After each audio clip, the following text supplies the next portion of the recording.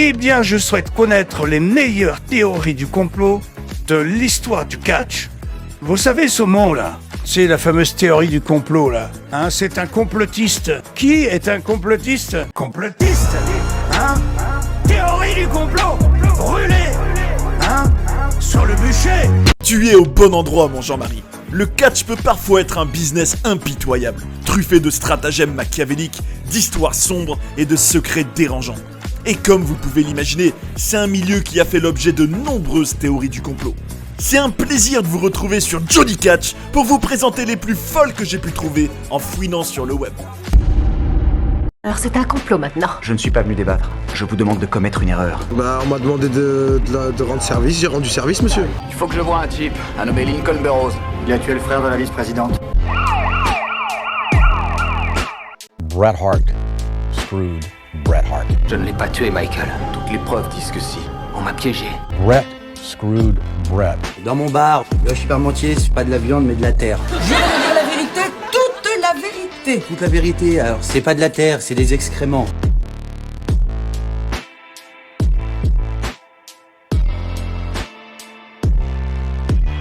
There's always a plan B.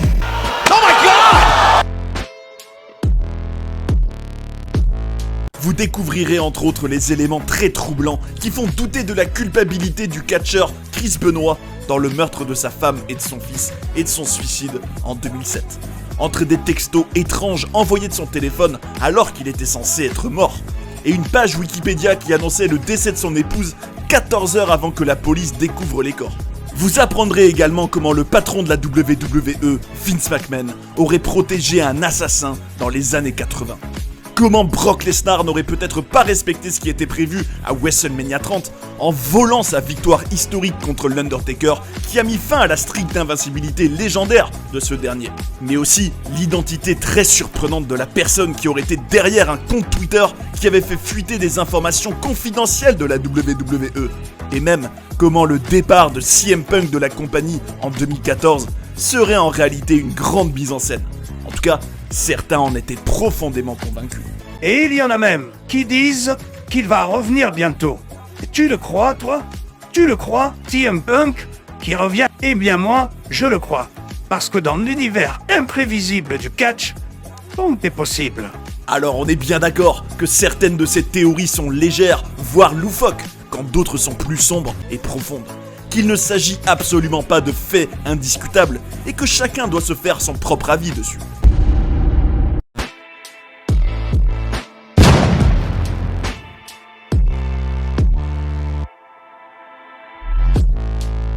Ah! Mais Dreyfus est innocent, madame! La voilà la vérité!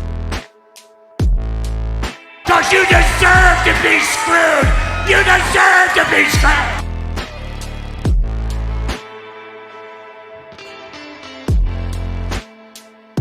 D'ailleurs, je vous cache pas que j'ai plus que hâte de découvrir les vôtres dans l'espace commentaire.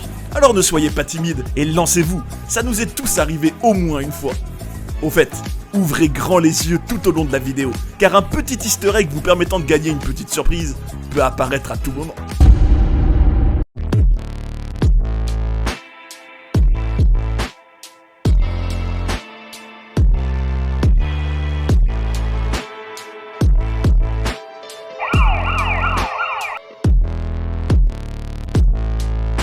Découvre qui l'a fait plonger. Personne ne l'a fait plonger. Les preuves ont été fabriquées.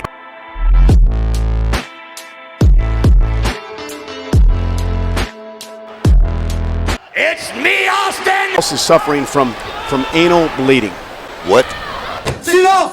Je fais éjaculer la salle maintenant, hein? Je tiens aussi à préciser que certains événements, comme par exemple le cas de Jimmy Snuka qui aurait tué sa petite amie et qui serait resté impuni pour ce crime pendant plus de 30 ans, donneront lieu à une investigation plus poussée et à un documentaire sur la chaîne. Mais c'est super tout ça! Mais dis-moi, comment je m'abonne, moi? Tu sais, moi et les technologies, ça fait... deux. Il faut faire comme Kanye West, mon Jean-Marie, qui est très fidèle à la chaîne et qu'on remercie du fond du cœur, en vous abonnant, en likant et en partageant la vidéo pour faire grandir la chaîne tous ensemble. Bien, bravo, dénommé Kanye West.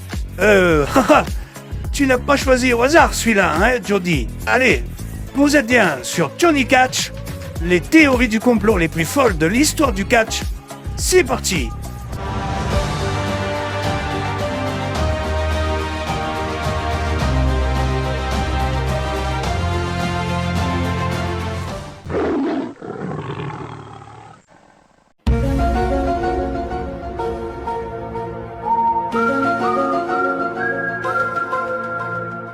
En 2007, l'un des plus gros scandales de l'histoire de la WWE a éclaté.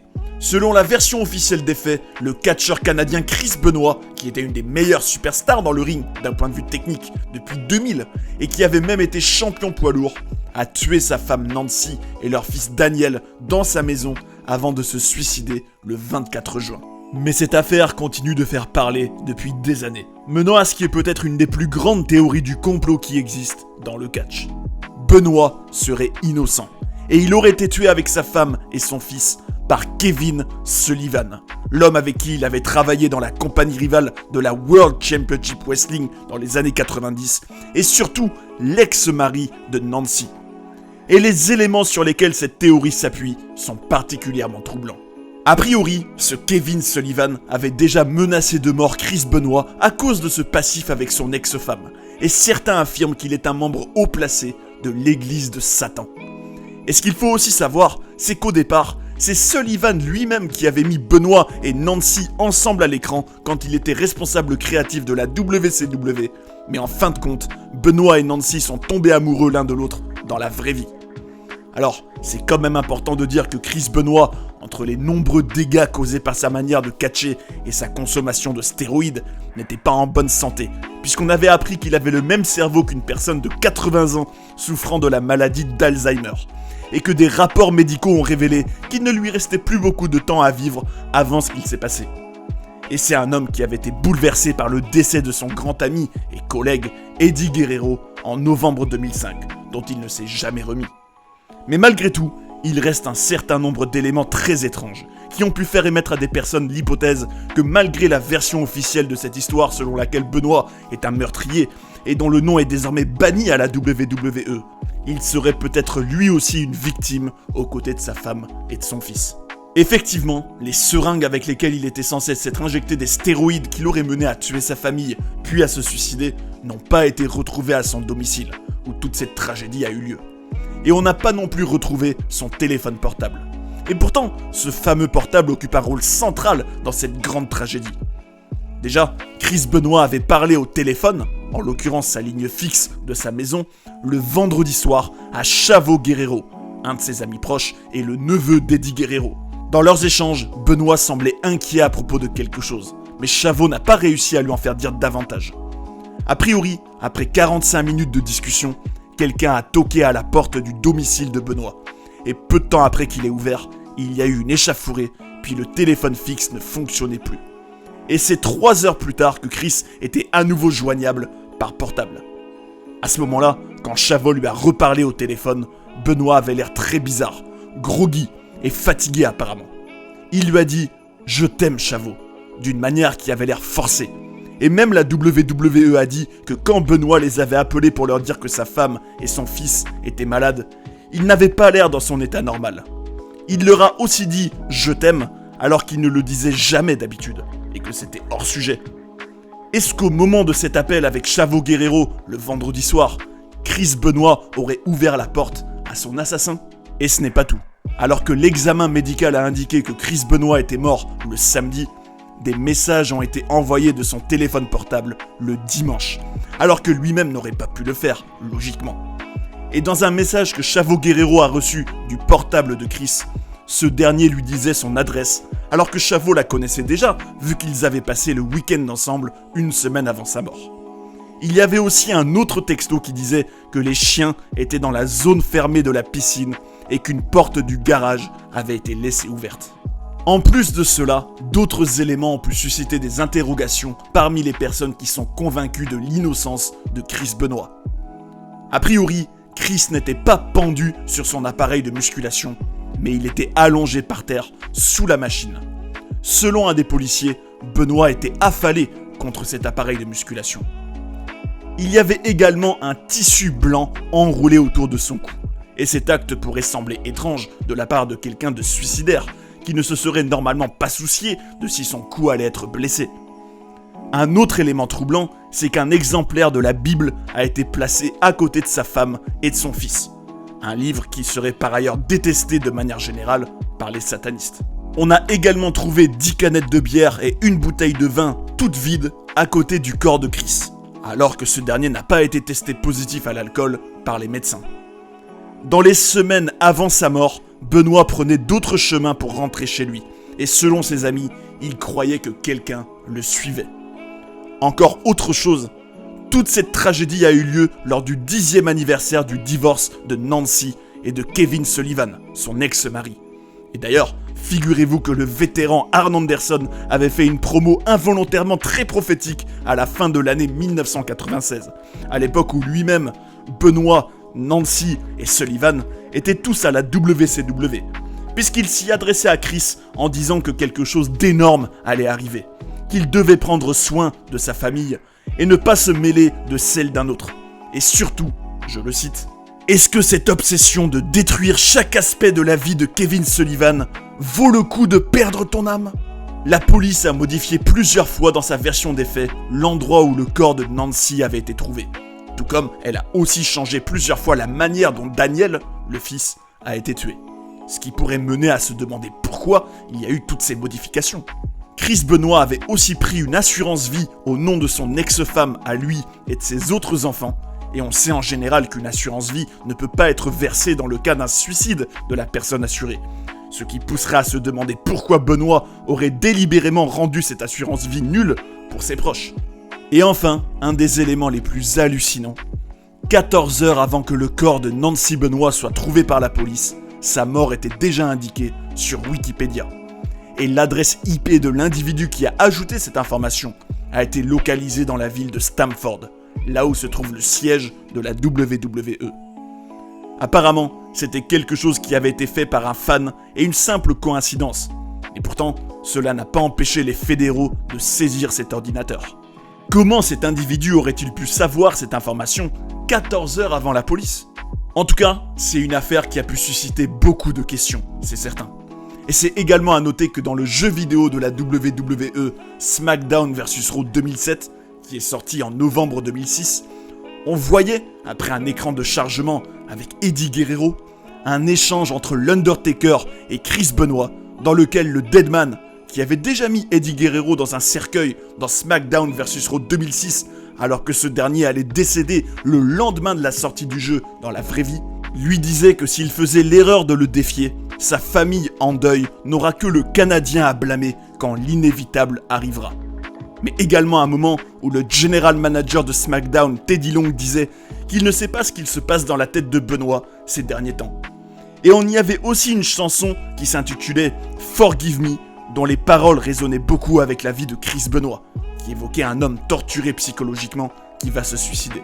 Par rapport à cette histoire, il est quand même nécessaire de la confronter aux éléments que les personnes soutenant la version officielle des faits mettent en avant. Parmi ceux-là, il y a par exemple les dernières recherches Google effectuées par Chris Benoît. Il aurait cherché le moyen le plus simple pour une personne de se briser le cou, mais aussi des histoires sur le prophète Élie, qui a autrefois ressuscité un garçon d'entre les morts.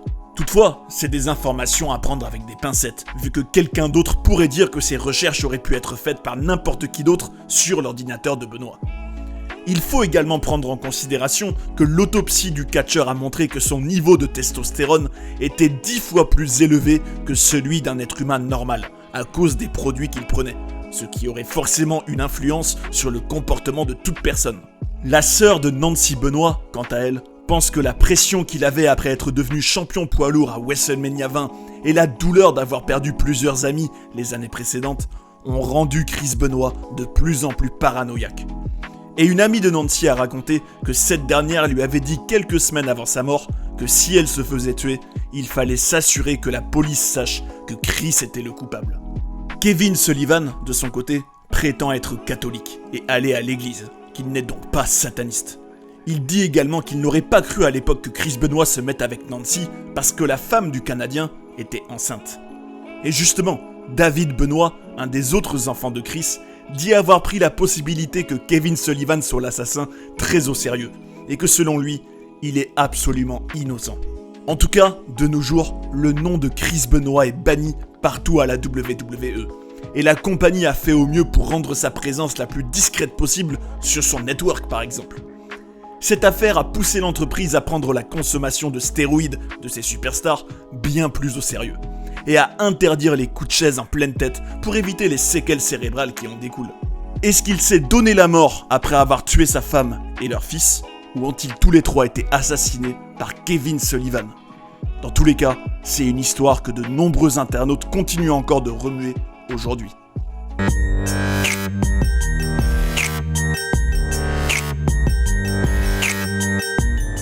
En 2006, un incident a eu lieu dans les coulisses de la WWE.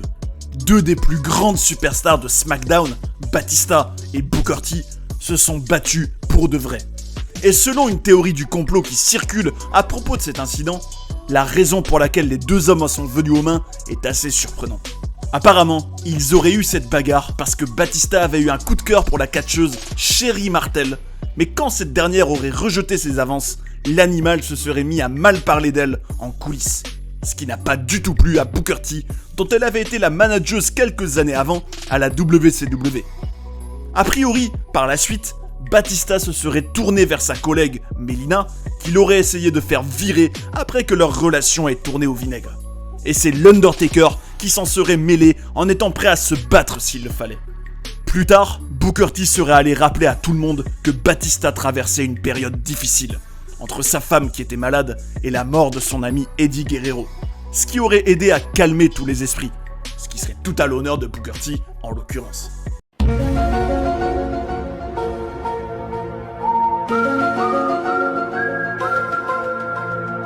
Une théorie du complot autour de la WWE concerne la succession incroyable d'événements marquants qu'il y a eu entre fin 2021 et 2023. En septembre 2021, Vince McMahon reprenait le show NXT à Triple H, dont c'était quand même le projet phare, et le transformait complètement, alors que ce Weeble assassin allait avoir des problèmes cardiaques qui vont l'éloigner de la WWE et qui le mèneront à prendre sa retraite à WrestleMania 38 quelques mois plus tard. En mai 2022, Stephanie McMahon, la fille de Vince et la femme de Triple H, annonçait qu'elle s'éloignait, elle aussi, de la WWE. Mais en juillet 2022, coup de tonnerre. Vince McMahon se retrouve au cœur d'un scandale dans lequel il est accusé d'avoir payé plusieurs femmes avec de l'argent de la compagnie pour qu'elles gardent le silence au sujet de ses agressions sexuelles présumées et de son infidélité. Dans la foulée, il va annoncer sa retraite et sembler quitter sa compagnie. Puis, Stephanie McMahon en deviendra la nouvelle PDG aux côtés de Nick Khan et Triple H sera nommé nouveau responsable créatif. Et ce n'est pas fini. Début 2023, c'est un Vince McMahon métamorphosé qui a fait un retour à pas d'éléphant au conseil d'administration, en faisant partir certains membres, dont sa propre fille Stephanie qui va démissionner. Et au cours des mois suivants, il va vendre la WWE à Endeavor pour la somme impressionnante de 9 milliards de dollars. La compagnie n'appartient donc plus à la famille McMahon aujourd'hui. Alors que pendant des années, Triple H et Stephanie semblaient destinés à succéder à Vince le moment venu et à hériter de la WWE, ce qu'il s'est passé entre 2021 et 2023 semble avoir tout chamboulé. Alors à ce moment-là, la théorie du complot qui découle de cette histoire est évidente. Triple H et Stephanie McMahon auraient orchestré une vengeance vis-à-vis de Vince qui semble les avoir poussés tous les deux à s'éloigner de la WWE. Et le couple aurait tenté de prendre le pouvoir en forçant Vince à s'en aller, en envoyant peut-être des informations compromettantes à la presse. Et lorsqu'il a fait son retour, Vince aurait d'une certaine manière déshérité sa fille et son beau-fils de la WWE. Ce qui est vraiment particulier dans toute cette chronologie, c'est qu'en se demandant tout le long à qui profitaient les événements, des tendances ont pu s'en dégager, bien qu'elles restent bien sûr de la pure spéculation sans aucune preuve à l'appui. Est-ce que cette théorie du complot sera alimentée par d'autres événements à l'avenir ? Comme par exemple la séparation officielle de Triple H et Stephanie, une théorie avancée par l'ancien scénariste Vince Russo, même si elle manque clairement d'éléments, à part le fait que Triple H ne porte pas toujours son alliance et que Shawn Michaels avait liké un tweet qui critiquait la femme de son grand ami. L'avenir nous le dira, mais en tout cas, ce qui est sûr, c'est qu'à la WWE, tout peut arriver, pour le meilleur et pour le pire.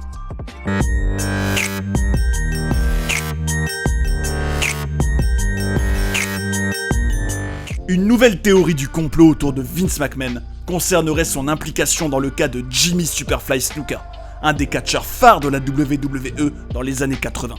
Et ce serait probablement une des affaires les plus sordides auxquelles Vince aurait été mêlé.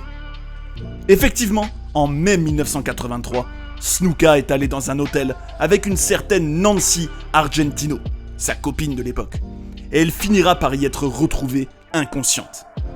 Le lendemain matin, alors qu'elle avait été emmenée à un centre médical, elle était déclarée morte, suite à une lésion cérébrale traumatique qu'elle a subie en ayant été frappée à la tête par un objet lourd, et des dizaines de blessures qui laissaient imaginer de la violence conjugale. Mais Jimmy Snuka fera seulement l'objet d'une enquête et ne sera arrêté qu'en 2015, soit 32 ans après les faits, alors que le médecin légiste avait conclu que c'était probablement un homicide et que quelques mois avant cet incident horrible, Snuka avait déjà été arrêté pour violence domestique et que 2 policiers l'avaient vu traîner sa copine nue dans un drap en lui tenant les cheveux dans un couloir. Et il faut également savoir qu'il prenait de la cocaïne et de l'alcool toutes ces années-là. Comment le catcheur a-t-il pu continuer sa carrière impunément et même participer au main event du premier WrestleMania pas si longtemps après, alors que tout semblait indiquer qu'il avait tué sa petite amie? Dans cette théorie, la réponse à cette question se résume autour d'un élément: Vince McMahon. Apparemment, dans une optique de protéger sa compagnie de tout scandale, de ne pas faire fuir les sponsors et de ne pas perdre une de ses plus grandes stars, il aurait fait en sorte que cette enquête soit enterrée et payé les différents acteurs concernés pour que cette affaire soit oubliée. En tout cas, ce qui est certain, c'est que si cette théorie était vraie, Vince McMahon aurait donc aidé un meurtrier et empêché que justice soit faite pour Nancy Argentino dans le seul but de protéger sa compagnie.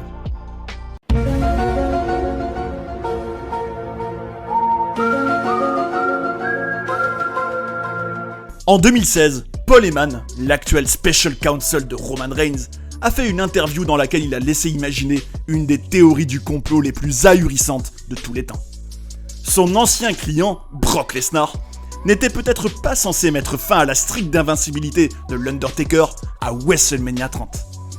Aujourd'hui, c'est un moment qui est rentré dans la légende, vu que Lesnar y devenait le premier homme à vaincre le Deadman à WrestleMania, là où beaucoup d'autres avaient échoué depuis plus de 20 ans.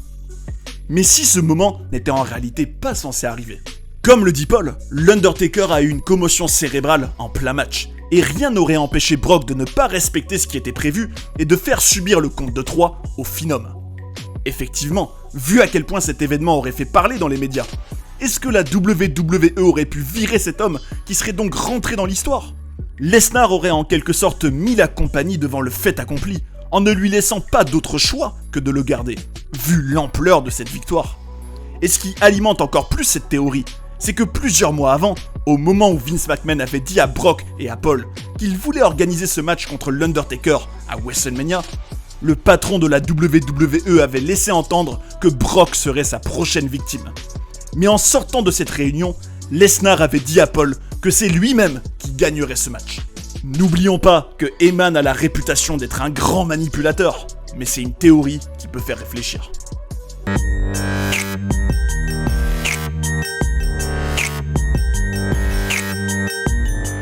Le Montreal Screwjob est un incident qui a marqué l'histoire de la WWE.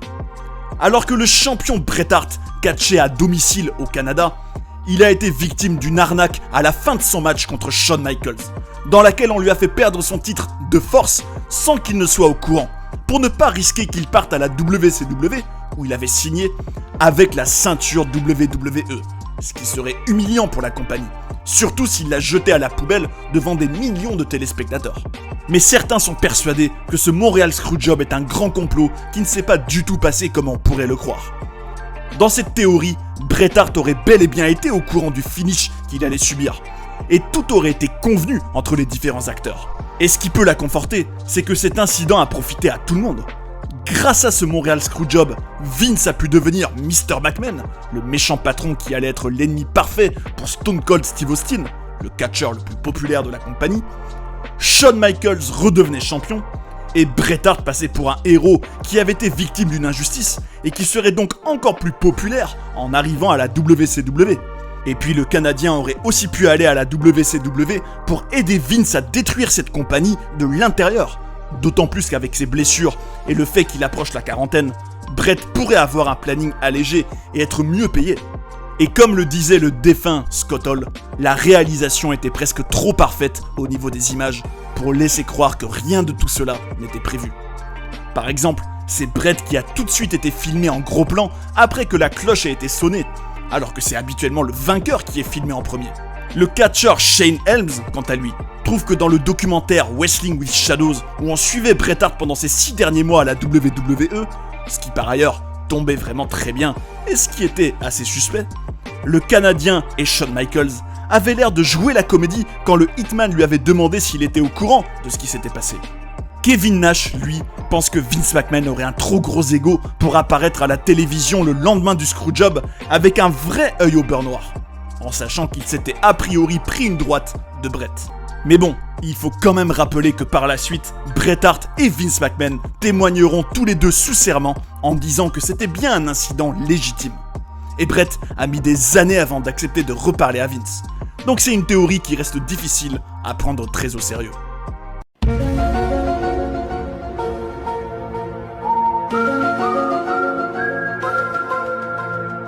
Le rachat de la WCW par Vince McMahon en 2001 représentait la fin de la guerre des audiences avec la WWE et l'épilogue de l'Attitude Era, cette époque où le catch était regardé par des millions de téléspectateurs, qui s'était donc conclu par la victoire finale de la fédération de Stamford. Mais à en écouter une théorie, cette victoire ne serait peut-être pas aussi belle qu'on nous la présente. A priori, selon Jim Cornette, un ancien booker de la WWE, il y aurait eu un individu qui sabotait la WCW de l'intérieur pour l'empêcher d'être racheté par certaines personnes et faciliter le deal avec Vince McMahon pour que ce dernier puisse l'acquérir rapidement et à un prix pourtant moins élevé que ses concurrents. Bob Ryder, un ancien employé de la WCW, est allé jusqu'à dire que c'est Brad Siegel, qui était en charge de la WCW, qui a intentionnellement fait annuler ses shows télévisés pour que plus personne ne soit intéressé par le rachat de cette compagnie. Sauf la WWE bien sûr, dont son ami Stu Snyder était le directeur des opérations à l'époque. Certains pensent même que c'est Vince McMahon en personne qui aurait versé des pots de vin pour que les deals TV de la WCW soient sabotés et qu'il puisse récupérer son ancien concurrent à moindre prix. Évidemment, c'est une théorie qui, si elle était confirmée, ferait regarder le passé autrement, puisque la WCW aurait pu être rachetée par Eric Bischoff et son groupe d'investisseurs privés qui étaient prêts à payer un prix plus élevé sans ce sabotage interne. La guerre des audiences aurait pu continuer. Et c'est une histoire qui illustrerait que Vince McMahon est un businessman impitoyable, qui ne recule devant rien pour protéger et faire triompher la WWE. Et comme vous allez le voir, il y a encore d'autres choses plus machiavéliques dont il a été soupçonné.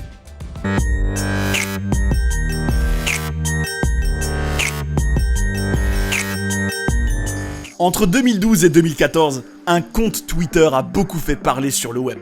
Celui de Cranky Vince.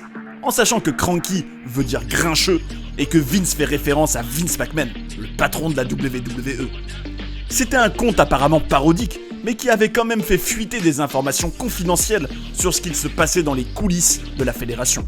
On peut par exemple relever que la personne derrière ce compte avait annoncé que le catcheur Alberto Del Rio voulait quitter la WWE à un moment, ce qui avait été confirmé par des journalistes un peu plus tard, qu'il était question que Vince McMahon affronte CM Punk au show Hell in a Cell, ou que Jack Swagger avait demandé à être libéré de son contrat. Mais le cœur de son contenu était surtout constitué de pseudo-ressentis en tout genre de Vince, qui donnait l'impression d'un homme pour le moins spécial. Là où on aurait pu croire qu'il ne s'agissait que d'un internaute qui souhaitait probablement attirer l'attention, la théorie du complot autour de ce Cranky Vince concerne le véritable auteur de tous ces tweets qui inquiétaient les officiels. Apparemment, il s'agirait du catcheur JBL, John Bradshaw Layfield, qui était devenu commentateur à ce moment-là. Effectivement, même si ce dernier a affirmé que c'était une pure coïncidence, un tweet absolument identique a été publié sur son compte et sur celui de Cranky Vince à quelques secondes d'intervalle. C'était une théorie d'autant plus crédible que JBL avait logiquement accès aux coulisses de la WWE et pourrait potentiellement faire fuiter les informations. On peut également lire une autre théorie qui se tient à propos de l'identité de Cranky Vince. En réalité, il s'agirait d'une personne qui s'occuperait des comptes sur les réseaux sociaux de plusieurs superstars en même temps. Et on peut bien sûr imaginer qu'en ayant par exemple plusieurs profils sur Twitter, entre lesquels cette personne doit sans arrêt jongler, ce serait compréhensible qu'elle finisse par publier sur un compte quelque chose qui devait en réalité l'être sur un autre. Et en l'occurrence, selon cette théorie, il s'agirait d'un certain Cody Barbieri, qui était le social media manager de la WWE entre septembre 2012 et octobre 2014. Et par ailleurs, cet individu avait aussi été impliqué dans le licenciement du catcheur Alberto Del Rio lorsqu'il lui avait fait une remarque raciste et que ce dernier l'avait tatané en retour. Dans tous les cas, quelle que soit l'identité de l'individu derrière ce compte, il aura réussi à faire parler de lui.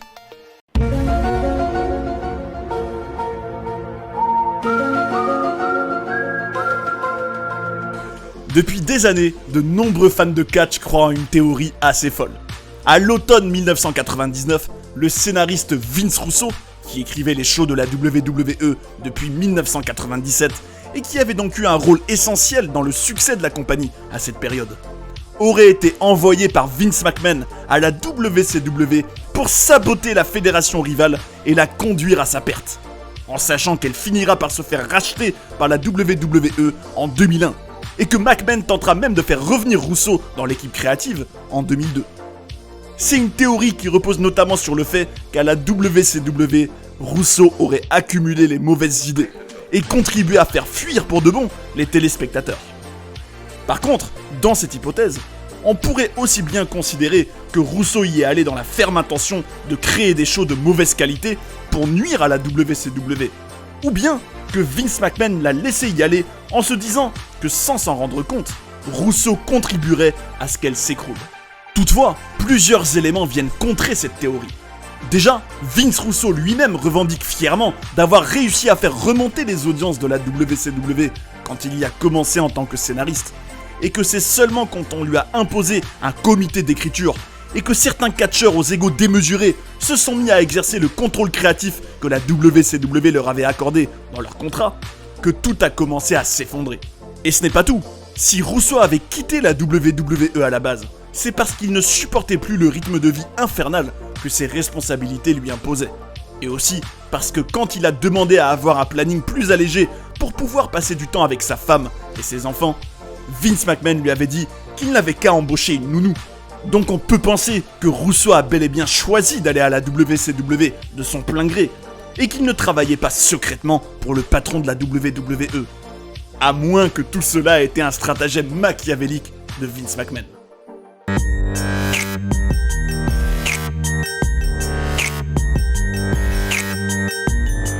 En 2014, un événement qui a fait grand bruit à la WWE, c'est le départ soudain de CM Punk. Ce catcheur venu du circuit indépendant et rebelle, qui en avait eu sa claque d'être maltraité par la compagnie à ses yeux, et qui était usé par toutes ses blessures. À la fin de l'année, il participera même à un podcast avec son ancien ami Colt Cabana, dans lequel il vidait son sac sur toute cette histoire. Et si, en réalité, toute cette chronologie avait été prévue par Punk et Vince McMahon? En tout cas, en 2015, plusieurs personnes étaient absolument persuadées que son départ brutal de la WWE avait été mis en scène, et que CM Punk ne disait pas la vérité. Cette théorie était fondée sur le fait que le Kid de Chicago et son patron Vince McMahon auraient toujours étroitement collaboré sur son booking et se respecteraient. Les deux hommes auraient vu que Punk avait vraiment besoin d'une longue période de repos, et c'eût été mauvais, stratégiquement, de se contenter d'annoncer que le Kid de Chicago allait être absent un moment. C'est quelque chose qui aurait laissé entendre que la vie sur la route avec la WWE était horrible, et cela aurait mené à des retombées presque négatives.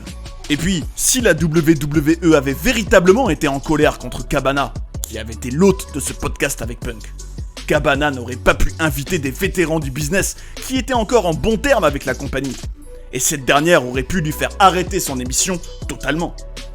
Ce que des personnes pouvaient également croire en 2015, c'est que tout cela avait surtout été une préparation pour WrestleMania 32 en 2016.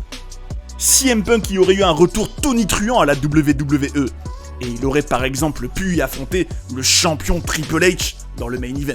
Au final, comme on le sait, le Kid de Chicago n'est pas revenu à la WWE à ce moment-là. Et les choses ne se sont pas du tout déroulées comme ces personnes les avaient imaginées. Et c'est ainsi que se termine notre vidéo sur les théories du complot les plus folles dans le catch. Qu'est-ce que vous diriez d'un épisode 2 ? Parce que figurez-vous qu'on a encore d'autres théories de côté et elles sont tout aussi passionnantes. Vous pourriez par exemple découvrir comment la légende japonaise Antonio Inoki aurait eu un rôle d'agent secret pour la Corée du Nord. Comment l'Ultimate Warrior aurait été remplacé par des sosies à partir de 1992. Mais aussi l'hypothèse hallucinante selon laquelle Eddie Guerrero serait encore vivant. Ou même celle au sujet de la famille McMahon, qui seraient des acteurs payés pour jouer ces rôles et pas la vraie famille McMahon. En tout cas, à travers toutes ces théories qu'on a déjà vues, on a pu se rendre compte à quel point l'industrie du divertissement sportif peut être cruelle et violente. Que c'est un univers où tous les coups sont permis et qui peut facilement rendre fou ses acteurs. Et tout cela me fait justement vous poser une question passionnante. Quelles sont vos théories du complot ? Venez donner votre avis, ce sera génial d'en parler ensemble dans les commentaires et de partager nos points de vue, parce que c'est le catch comme on l'aime. Si toutes ces théories vous ont fait réfléchir, partagez cette vidéo autour de vous et abonnez-vous pour ne pas rater les prochaines, c'est la meilleure façon de nous soutenir. Merci beaucoup à ceux qui l'ont fait et qui le feront, on est ensemble. Eh bien, Johnny, il faut laisser les hommes d'expérience conclure un tel documentaire, alors j'ai envie de vous dire, prenez soin des vôtres et à bientôt sur Johnny Catch. Ah, c'était un plaisir.